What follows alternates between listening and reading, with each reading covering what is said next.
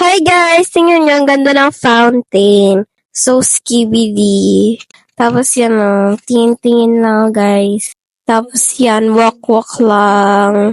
May, ano yan o, playground. Tingin-tingin. Yan.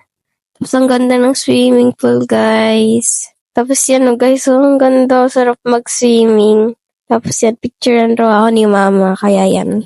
Daming lights, so pretty. So beautiful, so skibidi, so alpha. Yan guys.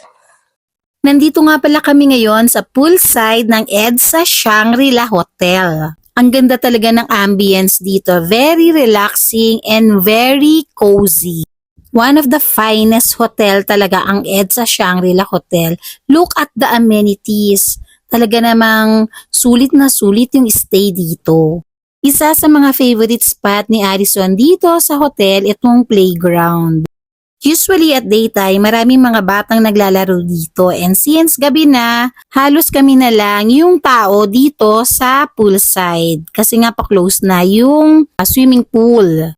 Kaya naglaro na lang kami ni Addison dito sa seesaw up and down. Nakakamiss talaga magiging isang bata. Naalala ko tuloy nung naglalaro kami ng seesaw nung ako'y nasa Manila pa nakatira. May playground din kasi before sa malapit dun sa tinitira namin sa Manila, sa may San Andres Bukid, dun sa Kaunlaran. At marami akong mga kalarong bata doon.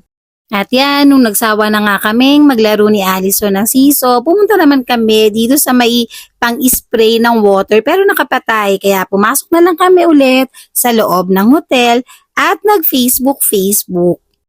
Guys, mag-comment naman kayo kung ano yung gusto nyong i-content namin sa susunod naming vlog. God bless you all!